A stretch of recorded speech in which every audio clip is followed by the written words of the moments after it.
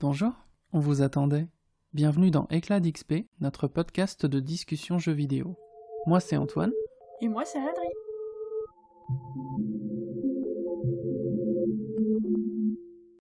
Aujourd'hui, on va aborder un thème de saison. On va parler de nos jeux nostalgie de Noël. Des jeux qu'on a reçus ou qui nous font penser à Noël. Disons que je trouve que la période s'y prête vraiment bien. Suite à différents échanges qu'on a pu avoir avec vous, il y avait pas mal de jeux nostalgie qui revenaient au sujet de notre précédent épisode. Et du coup, c'était plutôt sympa. Et ça nous a amené directement à considérer ce sujet pour cette semaine. Et puis c'est sympa aussi d'essayer de se remémorer ces bons moments du passé où on a reçu ou deux. Et pour le coup, je trouve que c'est plutôt sympa dans le sens où, au moment où on tourne l'épisode, c'est quand même le début du mois de décembre. Je pense que ça peut quand même nous aider à nous mettre dans l'esprit de Noël. L'esprit de Noël 2020 qui est assez particulier. Un peu particulier. Pour l'instant, je le ressens pas trop, l'esprit de Noël, je t'avoue. Moi non plus. J'ai toujours du mal à me mettre dans Noël. C'est vrai que c'est quelques jours avant, tu sais, où je me dis « Ah oui, c'est vrai ». Mais qui est Noël ? C'est vrai. Mais qui est Noël ? Non, moi souvent c'est les décorations à l'extérieur, les musiques, le marché, tout ça. Et c'est vrai que bon, avec le confinement, enfin perso, moi je sors pas trop me balader en mode ah c'est joli. Ouais, moi non plus. Est-ce que t'as un jeu comme ça qui a marqué une de tes périodes de Noël Le jeu qui m'a le plus marqué à Noël, et je vous en ai déjà parlé plus d'une fois, moi c'est Tales of Symphonia. C'est beau ça. Alors j'ai une anecdote par rapport au moment où j'ai reçu ce cadeau, à Noël donc. C'était mon papa qui faisait les installations. Et mon frère à Noël, il avait reçu la très grande maison de poupées Playmobil, tu sais. Oh, génial! Elle est sublime cette maison, elle est immense, mais il fallait la monter un petit peu. Donc mon frère s'était levé très tôt le 25 pour demander de l'aide à mon père pour monter la maison. Mon père me dit t'inquiète, après j'installe la GameCube. Ou mon GameCube, je sais jamais. Bref, donc j'attends. La maison est enfin finie d'être construite, donc mon papa installe la GameCube. Je m'installe devant, et là genre 10 minutes après, allez on va chez papy mamie manger. Non. Ah, très bien. Sachant que le prologue devait même pas être terminé ou... Ouais, c'est ça, je venais de commencer, j'étais oh. J'avais attendu en plus toute la matinée parce que moi aussi je m'étais levée tôt. Et là, frustration. Et surtout que c'est le pire truc qu'on aurait pu te faire parce que les RPG, typiquement, si tu t'y consacres pas au moins 1 ou 2 heures pour rentrer dans l'univers et passer un petit peu la phase d'introduction qui peut des fois être un petit peu répétitive ou commune à tous les RPG, donc forcément ça lasse un petit peu. Bah ça va, comme c'était mon premier RPG, mais tu sais, tu peux pas... Tu sais, il présente les personnages, il présente l'univers, et puis t'as plein de dialogues, donc tu peux pas vraiment sauvegarder. Après bon, je vais pas me plaindre, enfin j'étais contente d'avoir mon truc et d'aller manger avec toute ma famille chez mes grands-parents, mais tu sais, sur le coup, t'es là, t'es content, tu t'installes, tu vas profiter, et là on te dit, on y va, et toi t'es là genre, mais ça t'a pris 2 minutes à installer le truc, et t'as mis 3 heures à faire la maison de poupée, pourquoi ? C'est clair. Non, après je me plains pas, c'est juste que c'est un souvenir qui me fait beaucoup rire. Le Père Noël t'a amené ta console, t'es toute contente, et tu fais oui. Et là, mais j'étais très contente de mon cadeau, et j'en ai beaucoup profité juste après avoir mangé un délicieux repas en famille. C'est tout ce qu'on veut à Noël. Tu m'étonnes. Voilà, la petite histoire. Je suis en train d'imaginer au bout des 10 minutes, genre, mais non, mais ça vient de commencer. Mais mon jeu. Ouais, c'est plus ou moins un truc qu'on a connu, je trouve, ce déphasage entre guillemets. Oui, et puis cette envie d'essayer le cadeau, quoi. Oui, bah forcément, ouais. Forcément. C'est un type de jeu qui te projette tellement fort dans l'univers que t'es vite dedans, quoi. Ouais. Moi, pour les jeux qui me rendent nostalgique, c'est assez facile parce que ça englobe une période qui, pour moi, correspond à la PlayStation 1 essentiellement. Étant donné que c'était vraiment la première grosse console que j'ai eue. J'avais les Game Boy avant, mais je sais pas, j'en ai des souvenirs un petit peu plus nébuleux maintenant. Parce que j'ai Pokémon qui me vient en tête, bien évidemment, donc je ne vais pas développer Pokémon, au grand bonheur de certains et certaines. Mais voilà, je sais pas, je gravite beaucoup autour de la PS1 pour ces jeux qui me rendent nostalgique. Surtout que certains, je les ai encore aujourd'hui. Le fait de les avoir encore physiquement, tu sais, je pense que ça attache aussi ma notion de nostalgie à ces jeux. Oui. vu l'époque, la tranche d'âge, etc., on était souvent touchés par les jeux à licence, donc soit issus de films ou studios d'animation relativement connus. Et le premier qui me vient en tête, c'est Une fin de loup. Je sais pas si tu connais ce jeu. Pas du tout, je connais. C'est un jeu licencié de Warner Bros. Un jeu qui retrace les péripéties du coyote. De Bip Bip et Coyote. Ouais, c'est ça. Ah! Et en fait, il est en histoire solo. Alors des fois, tu sais, tu t'attends souvent à des platformers pour les jeux à licence ou ce genre de choses. Et là, pas du tout, en fait. C'est un jeu d'infiltration. Trop bizarre. Un jeu d'infiltration Bip Bip et Coyote. Mais oui, c'est génial. Alors, il n'y a pas vraiment, ou pas à ma connaissance, Bip Bip dedans. Tu joues le rôle de coyote et tu dois kidnapper les moutons qui sont gardés par le chien qu'il y a dans l'animé, en fait. Mais c'est terrible! C'est horrible parce que, bon, déjà en termes de moralité, tu joues le méchant. Donc... Tu joues le méchant qui va manger les moutons qu'il a volés. C'est ça. Et en termes de gameplay, eh ben écoute, c'était vachement poussé pour l'époque et vachement créatif. Tu pouvais t'aider de gadgets, etc. Et tu avais plusieurs possibilités pour arriver jusqu'à tes fins, à savoir capturer un mouton. C'est un jeu qui m'efforçait à faire travailler ma créativité, tu sais, pour déjouer un petit peu la surveillance du chien de berger. Et je sais pas, en fait, il m'a vraiment marqué comme jeu. J'avais l'impression que c'était les premiers jeux qui me faisaient vraiment, bon, j'allais dire réfléchir, mais qui me poussaient un petit peu à chercher des solutions, à résoudre des problèmes, peut-être plus que d'autres. Bah, c'est vrai que souvent les jeux à licence comme ça, c'était, comme tu le disais, des jeux de plateforme. Donc j'en avais eu quelques-uns à Noël, moi aussi, avec Lilo et Stitch ou des trucs comme ça, avec les terribles mots de passe dont on se rappelle tous qu'on perdait au bout d'un moment ou qu'on essayait de piffer pour avancer parce qu'on n'arrivait pas à faire le niveau. Moi, ce qui me faisait rire, tu sais, c'est que j'en griffonnais dans tous les coins, dans les boîtes de jeux ou des trucs comme ça. Moi aussi, et j'y ça perdais. ressemblait vite à rien. Et dans jeu de licence que mon frère avait eu à Noël, c'était Chicken Run. Oh, je l'avais, il m'a traumatisé ce jeu. Et il y avait ce système aussi un peu... Alors là, pour le coup, c'était la poule qui devait pas se faire repérer. Et c'était le Metal Gear de la poule.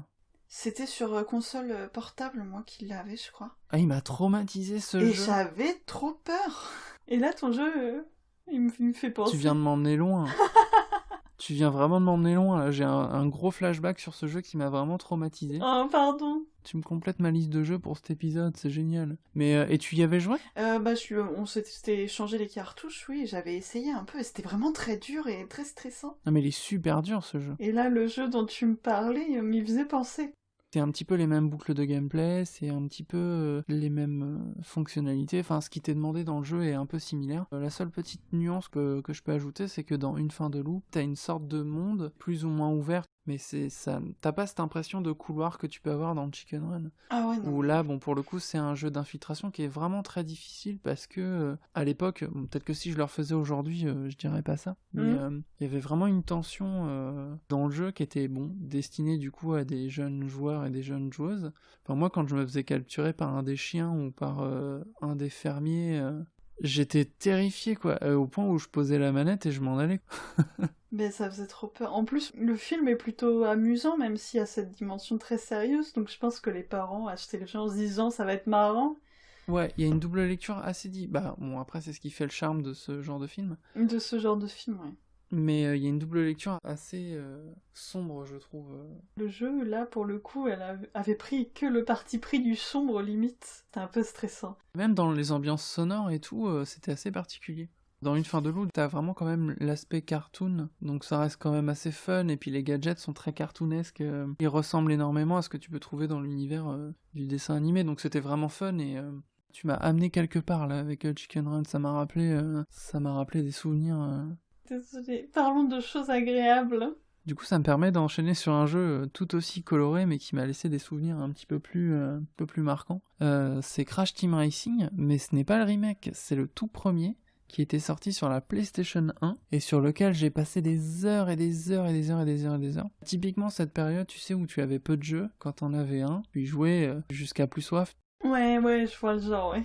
Et je crois que c'était mon premier jeu de cartes, donc sachant qu'en plus j'avais joué quand même par-ci par-là à des jeux de Crash, j'avais quand même déjà un léger attachement à la série.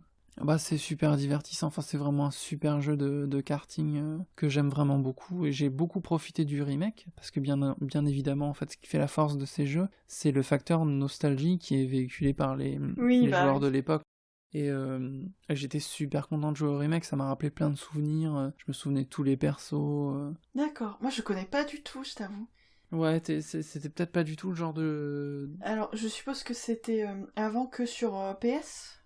Oui, bah il y a le fait que ce soit lié à une seule plateforme. Je pense que c'est typiquement le genre de truc tu passes à Voilà. côté. Et c'était une plateforme que j'avais pas, donc je suis passée à côté, ouais. Mais ça a l'air plutôt fun. Et du coup, ça peut jouer en multi ou pas aussi? Alors déjà à l'époque, tu pouvais y jouer en multi-local et... Bah alors, du coup pas en multi-internet bien évidemment. Oui, bien évidemment. Et les jeux de cartes assez classiques comme Mario Kart, hein, on est obligé de, entre guillemets, de le citer parce que c'est une référence. Sauf que t'as quelques variantes de gameplay où dans les Mario, en fait, tu peux drifter, donc en gros pendant un virage, tu peux avoir une légère accélération. Là, la petite nuance avec Crash Team Racing et ce qui le rend, je trouve, à mon sens, plus intéressant, t'as un système de barre qui se remplit et c'est à toi d'activer le boost en fait avec une des gâchettes de la manette. D'accord. Donc du coup c'est beaucoup plus en termes de mémoire musculaire pour le jeu, c'est super satisfaisant et en fait au point où j'ai retrouvé cette sensation quand j'ai repris le remake. Ah oui, ah c'est marrant C'était ça. super plaisant d'avoir tu sais cette petite mémoire physique qui se manifeste et qui te rend nostalgique aussi. Enfin du coup c'était vraiment sympa.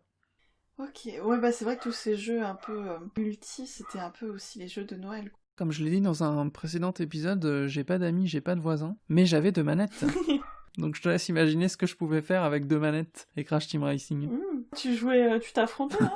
Ouais. Oh trop bien parce que c'est vrai que moi j'avais des frères et sœurs donc on jouait ensemble à ce jeu-là mais toi tu n'as pas de frères et sœurs donc d'accord tu jouais avec tes 2 manettes. Pour des défis ou les trucs comme ça. Et c'est un autre sujet, mais à l'époque, tu avais pas forcément les trophées, les récompenses, ce genre de choses. Donc du coup, tu te faisais tes propres buts, tes propres objectifs. Oui, tu faisais tes petites Et histoires c'était tout, quoi. super fun, oui, voilà. Tu stimules énormément ton imagination et c'est un jeu qui m'a laissé des bons souvenirs. Je me souviens, je l'avais eu pour Noël, il m'a duré très très très longtemps. Et aussi, tu sais, le fait qu'il ait une identité graphique très marquée, je pense que ça participe aussi au fait que tu t'en souviennes bien, en fait. Bah, moi il y avait quoi? Bah, moi j'ai eu la Wii et donc qui dit Noël dit famille dit jeu en multi et c'était Super Smash. Oh Alors, sur non. Wii je sais plus. C'était pas le jeu de bowling, c'est étonnant. Bah je crois qu'il était pas sorti à ce moment-là. Mais je me demande si c'était pas Super Smash et Mario et Sonic aux Jeux Olympiques sur Wii. Je me demande s'il y avait pas quelque chose comme ça.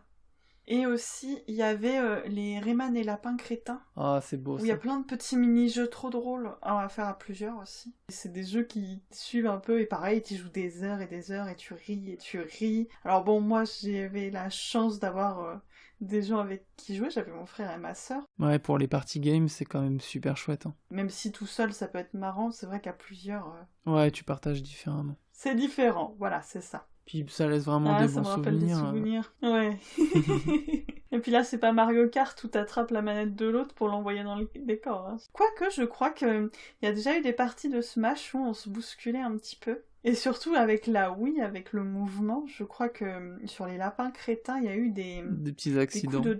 c'est pas les Joy-Con, c'est les... Comment ça s'appelle là? Les Si Wiimotes. t'avais 2 manettes. Le Nunchuk. Le Nunchuk. J'ai oublié que ça s'appelait comme ça. Il y a eu 2-3 Nunchuk envoyés dans le nez. Le marketing de la Wii à l'époque, il était vraiment top. Ah non, mais le marketing de Nintendo est toujours assez marrant quand même. Ils prennent pas trop au sérieux, je trouve ça vraiment drôle. Ils inventent toujours des trucs assez... La Switch, la console de salon portable, bon...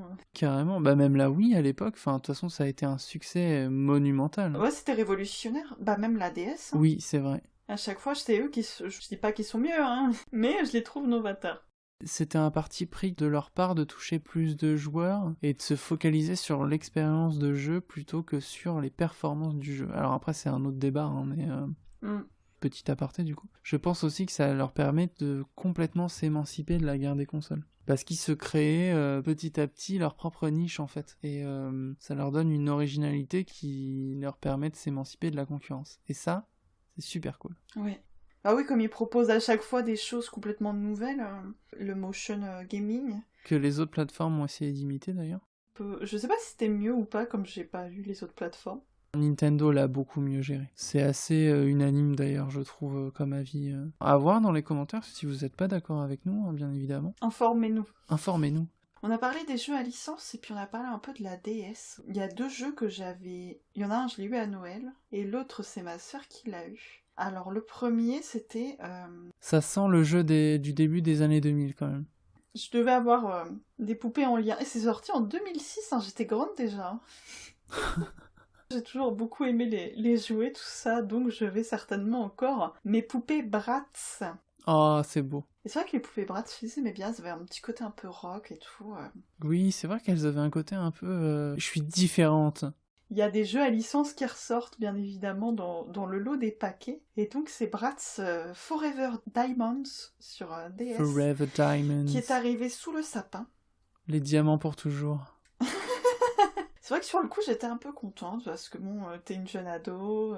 De ce que je me souviens, il y avait maquillage, coiffure, tenue, donc c'est des petits trucs, quand t'es jeune ado, tu te cherches un petit peu, tout ça, donc c'est rigolo de pouvoir le faire en jeu. Mais je crois que même adolescente, je m'étais fait la réflexion que c'était un peu vide. J'ai vu ma Bratz très pixelisée, très quadrilatère, polygone. La Bratz polygonale. Voilà, marcher dans un hall de bus. Et c'est vrai que 2006, quand même, quand tu vois Tales of Symphonia ou d'autres trucs, c'était un peu pas très joli, hein. Bah en fait, on s'en rendait pas forcément compte à l'époque, mais il y avait déjà un fossé, je trouve, entre les jeux entre guillemets à licence et puis des jeux plus... Plus travaillé, quoi. Ouais, voilà. Et ça nous empêchait pas de les aimer, hein, la preuve, hein, mais... Bah, j'ai passé, disons, quelques heures, 1 ou 2 heures sûrement, je pense, à bien m'amuser dessus, même si au fur et à mesure, je me disais, mais c'est tout. Mais c'était marrant, hein. C'est une expérience, en tout cas, que j'ai eue sous le sapin.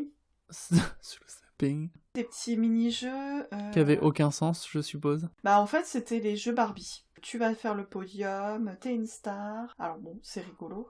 Mais c'est vrai que sur le coup, je me suis dit, ah bon, on peut faire des jeux où il y a que ça, d'accord, ok. Parce que c'est vrai qu'à l'époque, j'avais pas internet, donc moi, je m'attendais pas à ça. Expérience intéressante. Je vous conseille de regarder les petites vidéos de let's play de Bratz Forever Diamonds pour vous faire une idée de... Je crois même qu'il y avait un mini-jeu qui était buggé. Ou alors c'est ma DS qui commençait à rendre la main. Ou alors, tu sais, c'était les mini-jeux avec la fonctionnalité de souffler sur l'écran. Oh mon dieu, oui. Alors pour le coup, j'en ai un avec la fonctionnalité de souffler sur l'écran et tout, qui était bien cool. Et qui est aussi un jeu nostalgie de Noël, parce que j'avais dû l'avoir à Noël. C'était Lost in Blue, pareil sur DS. Un jeu de survie, alors pas d'horreur pour le coup, juste survie. T'arrives sur ton île déserte, ton avion, bateau, je sais plus, s'est écrasé sur une île déserte. Ça commence bien. 2 survivants. C'est un système un peu compliqué. Tu peux jouer qu'un seul bonhomme, mais tu dois en gérer 2. Donc il y en a un, clairement c'est un Tamagotchi, hein. C'est la fille et ça ne peut être que la fille. Heureusement ils ont changé ça dans le Lost in Blue 2. Histoire de te donner l'opportunité de jouer un personnage masculin ou féminin. Voilà, parce que en gros tu peux jouer les deux, et quand tu joues la fille, tu peux pas sortir de ta grotte, parce que tu es dans une grotte, et tu attends que le gars rentre de son excursion. Et quand tu joues le gars, tu peux soit emmener la fille avec toi et en gros tu la gères, soit tu la laisses dans la grotte avec suffisamment de nourriture en espérant qu'elle pense à la manger. Mais c'est horrible. Plutôt que de mourir seule dans la grotte, le temps que tu partes faire ton excursion. Le jeu qui a l'écriture ultime médiocre du personnage féminin. Le premier, c'était un peu ça. Mais c'est vrai que sur le coup, ne pas donner le choix, bon bref, c'est une autre histoire. C'est un autre épisode. Voilà, et c'est un très bon jeu, je trouve. Il est assez dur, parce que bon, t'as ton Tamagotchi, t'as une grande île à explorer, tu dois gérer les ressources, tu dois gérer ta faim, ta fatigue et ta soif. Tu auras des aliments que tu vas pouvoir cuisiner. Plus ils t'apporteront de satiété, plus tu dormiras bien et moins tu seras épuisé. Et en gros, si une de ces valeurs est à 0, ton personnage ne court plus, il marche à 2 à l'heure, jusqu'à ce que ces valeurs reprennent même juste 1%. Il est en hypoglycémie, quoi, voilà. Et donc, bon, quand tu pars en excursion, tu dois calculer tout ça. C'est plutôt pas mal. Je le conseille aussi.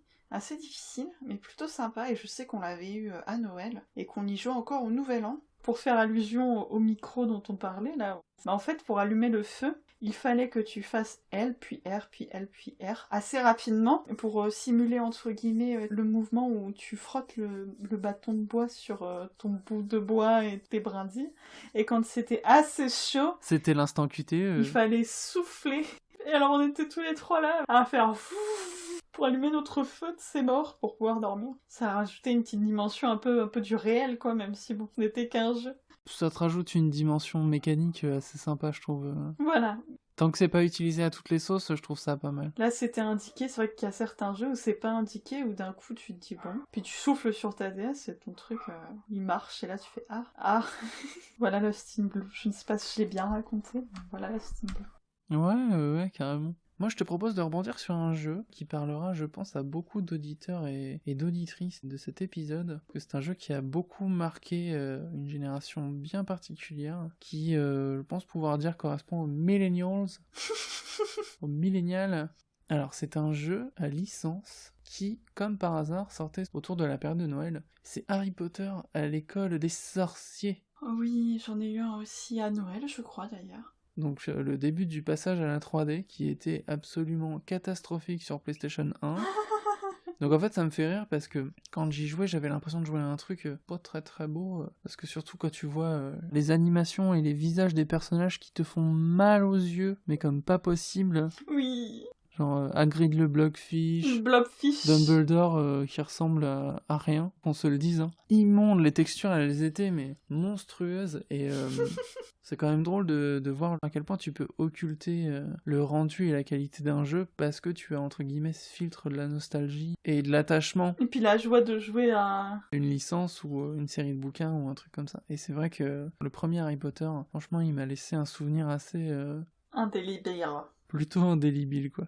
Bon après, il fallait bien commencer quelque part. Hein. Enfin, je repense aussi au personnage de Neville. Quand tu le regardes, il te fait tellement mal aux yeux que t'es obligé de détourner le regard, le pauvre. J'y avais joué avec toi. Ouais, je m'en souviens très très bien. Et moi, je me rappelle surtout, c'est du Quidditch. Ah oui, ça c'était assez violent. Hein. Ce genre de séquence en véhicule ou en... Surtout le système de Superman 64, quoi. Tu dois traverser des anneaux, c'était plutôt Harry Potter et la première commotion cérébrale, tu sais, parce que tu tapais tous les murs du château de Poudlard jusqu'à plus soif. C'était très dur, hein. C'était super dur, ouais. Je pense que les vrais pros des jeux vidéo, c'est ceux qui arrivent à jouer sans se prendre un mur à Harry Potter 1. Et j'ai appris des années plus tard qu'il y avait une carte de sorcier célèbre qui était cachée dans l'horloge de la tour. Genre ma tête a implosé à ce moment-là. Ce moment où tu découvres plusieurs années plus tard un mystère d'un jeu que tu n'arrivais pas à élucider. C'est clair, c'est tellement grisant. Jusqu'à aujourd'hui, c'est un jeu que j'aime bien regarder en stream à la période de Noël. Bah, il est tellement drôle. Et puis bon, Harry Potter, pour moi, ça fait très Noël quand même. Hein. Surtout les premiers. Surtout les premiers, oui, c'est vrai. Et moi aussi, j'avais eu un Harry Potter... Un Harry Potter.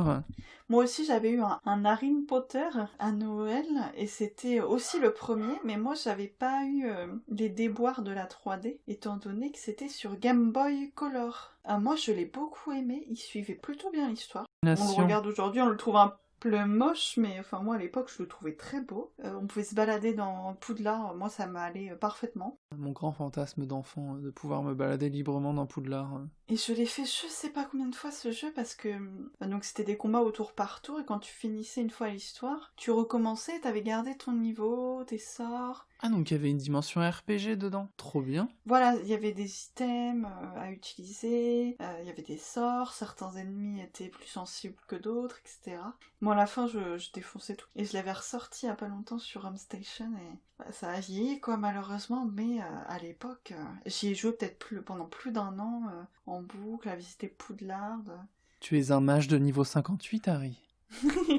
Par contre, je crois qu'à un moment, il y avait un bug. Tu sais qu'il y a dans les vieux jeux où t'étais bloqué si t'avais pas fait tel ou tel truc. Une séquence d'action pas réalisée dans le bon ordre ou un truc comme ça. Mais bon, après ça c'était les vieux jeux. Et je sais que même après avoir eu Harry Potter et la Chambre des Secrets sur Game Boy Advance, là les combats étaient plus au tour par tour, je crois, je me rappelle plus trop. T'avais plus l'impression d'être dans l'école, etc. En plus, t'avais 2-3 sorts à lancer pour repasser des actions, si je me rappelle bien. Mais je retournais quand même sur le petit Harry Potter sur la Game Boy Color 1, parce que franchement, je trouve que c'est... moi, c'est le meilleur Harry Potter auquel j'ai joué, hein, sans vouloir... Alors moi, je dois t'avouer que j'ai fait tous les jeux de la licence, et bon, forcément, il y a eu, tu sais, beaucoup d'itérations sur diverses plateformes, etc. Il y a même le 1 qui est ressorti après sur la PlayStation 2, etc., etc. Ah ouais. Ouais, et il était bon, hein, franchement, j'avais pas eu la chance de l'avoir, et tu avais même des versions différentes en fonction de la plateforme. Je crois que par exemple, tu vois, le jeu sur GameCube était pas le même que celui sur la PlayStation, etc. En fait, la mise en scène était différente, le gameplay était différent, et moi je sais que mon préféré, je l'avais mentionné dans un épisode précédent, c'était le Harry Potter 3. Et je sais pas vraiment pourquoi, mais en termes de fonctionnalité, de graphisme, etc., il y avait vraiment eu un pas en avant, et ça m'avait vraiment plu. Tu te sentais un petit peu plus en interaction avec le monde, et il y avait des idées vraiment plus poussées, je trouve, qui te liaient à l'univers, en fait. D'accord. Bon après souvent comme tu disais, t'as le facteur nouveauté d'un premier opus quand tu joues à une licence, et forcément ça te marque d'autant plus que d'autres itérations. Ouais. Donc je comprends que le 1 t'est beaucoup plus marqué. Il y a le côté j'étais enfant, c'était ma première expérience à Poudlard. Je pense qu'il y avait aussi, c'était plutôt un bon jeu, je trouve, hein, parce que tous les autres, ça m'a jamais ramené le plaisir de mon petit Harry Potter à l'école des sorciers Oui, bah je comprends, ouais. sur Game Boy. Puis bon, on va pas forcément parler des dernières itérations. Mais surtout que moi je crois que je me suis arrêtée au 4e ou au 5e sur Wii. Ah oui, d'accord, ok. Ouais, bah tu t'es arrêté à peu près au bon moment, entre guillemets, parce que les derniers, en fait... Enfin non, je vais pas casser du sucre dessus, tout le monde tape déjà.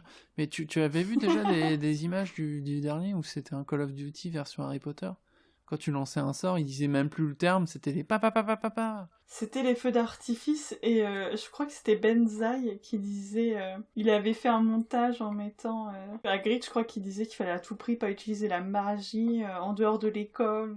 Et juste après, tu voyais Ron, Hermione et Harry qui tiraient dans tous les sens. Super drôle.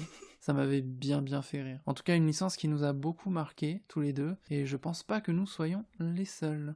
Ah non, bah je pense comme Pokémon ou des trucs comme ça, c'est des licences même encore aujourd'hui qui marquent. Pour le meilleur et pour le pire. C'est vrai que là je me dis tiens, et si je me faisais un film pour Noël, et je me dis tiens, et si je regardais Harry Potter 1. Ouais, bah là c'est marrant, on en parle et ça me donne envie de me refaire un petit let's play des Harry Potter.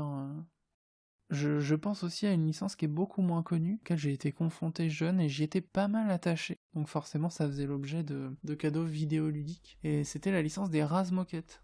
Ah, les Razmoket, les fameux. Et je sais pas, il y a toujours une esthétique assez particulière.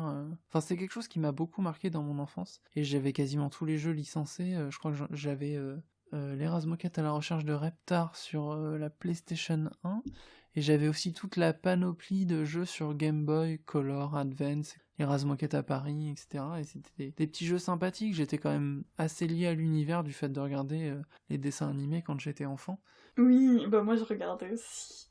Bah tu vois, et je me vois encore déballer les boîtes pour découvrir les versions Game Boy Advance des jeux des Razmoket, quoi. C'était des jeux difficiles, avec un petit côté un petit peu arcade, et qui mêlaient plein de styles de jeux différents pour forcément plaire à un public assez varié.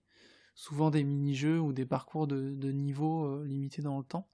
Et je sais pas, c'était des petits jeux légers, j'en ai des super bons souvenirs, et je les ai encore aujourd'hui, c'est te dire. Ah oui. Moi j'en avais un sur 64, mais je sais plus. Alors c'était en 3D ou c'était en 2D? C'était en 3D. Tu devais récupérer des pièces, je crois, en faisant des mini-jeux. Le même qui est sorti sur PlayStation 1. Un univers assez grand, et avec ces pions, tu pouvais acheter des objets. Et ces objets, je crois, t'ouvraient des chemins un peu. Et surtout, il y a un moment, il m'avait un peu traumatisée parce que j'avais eu un bug. Et je devais jouer avec Sophie. Oui, Et elle s'est bloquée dans une porte. j'ai eu le même. Et elle ne sortait plus de la porte. Et j'avais beau sauvegarder ou je sais pas quoi. Enfin, je sais plus comment. Je pouvais plus partir en fait. Et j'étais bloquée. Pas moyen de recharger. Ça me dit quelque chose, je pense que j'ai vécu la même expérience. Tu pouvais te balader librement dans la maison. Tu pouvais te balader librement dans... C'était un monde, c'était un genre de parc. Ouais, bah c'est exactement le même auquel j'ai joué. Je me demande si c'était pas à Paris. Alors oui, dans le parc d'attractions, c'était à Paris, ouais. Et j'avais beaucoup aimé, j'y ai joué des heures aussi. Je sais pas si je l'avais eu à Noël aussi. Et moi j'adorais les Razmoket. J'adorais ça. Ouais, je sais pas, j'avais vraiment un attachement tout particulier à cette licence qui est un peu décalée, hein, on va pas se leurrer. Qui était très difficile d'ailleurs. Bah il était très dur comme jeu. Hein. En plus avec le terrible bug là. C'est vrai que oui, c'est le genre de truc qui peut nuire à ton expérience. Surtout que bon, à l'époque, tu comprends un petit peu moins pourquoi, comment... Surtout, bon, moi, je le fais peut-être toujours encore un peu maintenant, mais moins. Mais je me faisais mes petites histoires, hein, clairement, et je m'attachais à mon bonhomme. Hein. T'es là, t'es bloqué, tu fais mais non. Et puis bon, en plus, les mini-jeux, ils sont durs, alors quand t'es enfant, t'es content, t'as réussi, t'as pas envie de recommencer. On a des bonnes tranches de rire. Le golf m'a beaucoup marqué. Moi aussi. C'est la deuxième fois, là, hein, mais tu m'as emmené quelque part, là. Et donc toi, tu les avais tous eus. Peut-être pas tous, mais j'en ai eu 4-5. C'était un petit peu la licence phare, entre guillemets, que je retrouvais souvent dans mes superbes cadeaux de Noël, et qui m'ont laissé des bons souvenirs, en tout cas. Oui. Ah bah ça, c'est les petits jeux, certes à licence, mais qui font plaisir, quoi. Je me rappelle du golf, de la boutique, rapidement, j'ai un vague souvenir. Et de la porte de ses morts. La porte de la mort. La porte entrouverte qui bloque ton bonhomme. Enfin, je sais pas, moi ce qui me fait mal, c'est que je pense que j'oublie plein de choses. Oui, moi aussi. Il y a forcément plein de jeux auxquels on passe à côté. Et je réfléchis et je me rends compte maintenant, en fait, qu'il y a plein de trucs que j'ai oubliés, ou alors les jeux, je les ai pas mis dans la case Noël, alors que je suis sûre il y en a où je les ai eus à Noël. Moi aussi, je suis convaincu que j'en oublie plein. Les jeux à licence, c'est des jeux qui parlent au Père Noël. Il sait à peu près de quoi ça parle, donc quand il les voit, il se dit... Les jeux à licence, c'est les jeux qui sont sponsorisés par le Père Noël, c'est ça? Bah, il les connaît, quoi. Il sait à peu près ce que c'est que les Razmoquettes. Alors il se dit, tiens, ouais, allez, hop, dans ma hotte. Hop, dans ma hotte.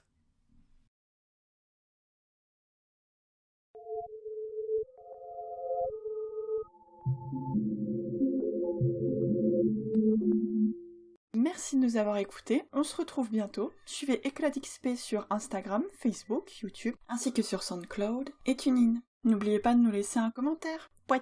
Ouais. Et partagez-nous vos éclats d'XP.